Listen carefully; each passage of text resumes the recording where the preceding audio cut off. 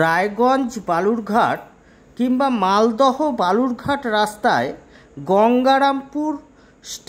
Gangarampur stoppage পার হবার পরেই পাওয়া যায় নারই স্টপেজ। সেখান থেকে প্রধান পাকা রাস্তা ধরে সোজা পশ্চিম দিকে 100 মিটার গেলে রাস্তার পাশেই পাওয়া যাবে নারই গ্রাম, যা অত্যন্ত ইতিহাস প্রসিদ্ধ।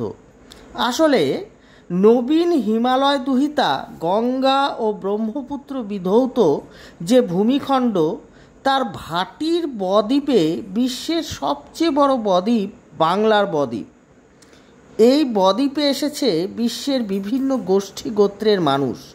উর্বর কৃষিক্ষেত্র এবং সহজ জীবিকা বিশ্বের সকল মানুষকে আকর্ষণ করেছে এই ভূখণ্ড। এর মধ্যে আবার শ্রেষ্ঠ ভূমিখণ্ড বরেন্দ্র ভূমি। বর মানেও শ্রেষ্ঠ, ইন্দ্র মানেও শ্রেষ্ঠ।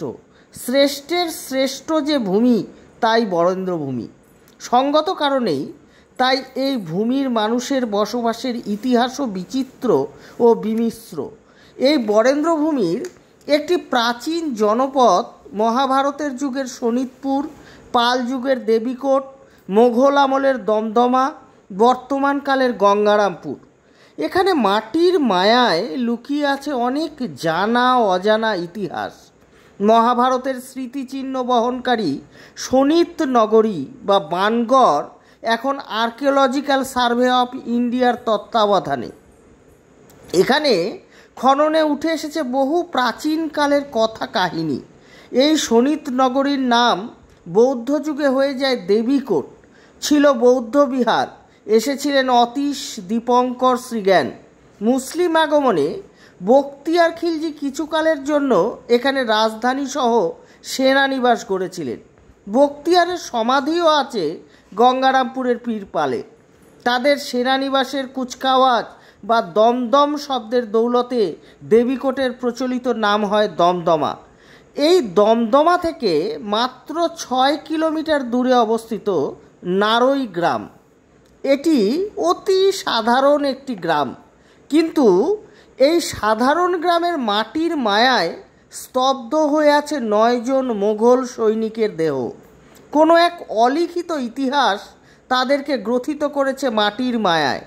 লোকশ্রুতি এবং কিছু কিছু তথ্যবাহিত বিভিন্ন সূত্র বলছে, আওরঙ্গজেবের সৈন্যবাহিনী বাংলার সুবেদার সুজাকে বন্দি করতে এখানে লড়াই হয়েছিল। সেই লড়াইয়ের অপভ্রংশই নারই নামকরণ। আর এই নারই গ্রামের মাটিতে 9 জন মৃত মোঘল সৈনিকের 9টি কবরস্থান আজও কালের করাল গ্রাসকে উপেক্ষা করে টিকে আছে। আবার কেউ কেউ বলেন, আওরঙ্গজেবের সেনাপতি মীর জুমার নেতৃত্বে মোঘল সেনারা উত্তর পূর্ব দিকে অভিযানে যাবার সময় প্রাকৃতিক দুর্যোগে ফিরে আসেন নারই হয়ে গঙ্গারামপুরে। পথে নারইয়ে মৃত্যু ঘটলে সেখানে তাদের সমাধিস্থ করা হয়। অবশ্য কয়েকটি সমাধিগৃহের ধ্বংসের শেষ প্রহর গুনছে। সেসব সংরক্ষণ করে প্রকৃত ইতিহাস গঠিত হওয়া দরকার। প্রত্ন ইতিহাসে সমৃদ্ধ দক্ষিণ দিনাজপুরের পর্যটন মানচিত্রে এ কাহিনী ঠাঁই পেলে এবং এর প্রকৃত ইতিহাস জানা গেলে পর্যটকদের কাছে তা আকর্ষণীয় হবে বলেই মনে হয়।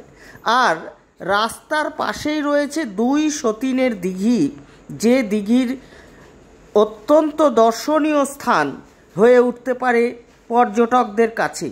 তাছাড়াও এই সমস্ত কথিত মোঘল সৈনিকদের সমাধি বলা হয় যেগুলোকে, সেগুলোও কালের করাল গ্রাসে আজ প্রায় ধ্বংসের মুখে। বিভিন্ন আবর্জনা এবং ধ্বংসস্তূপে পড়ে গেছে।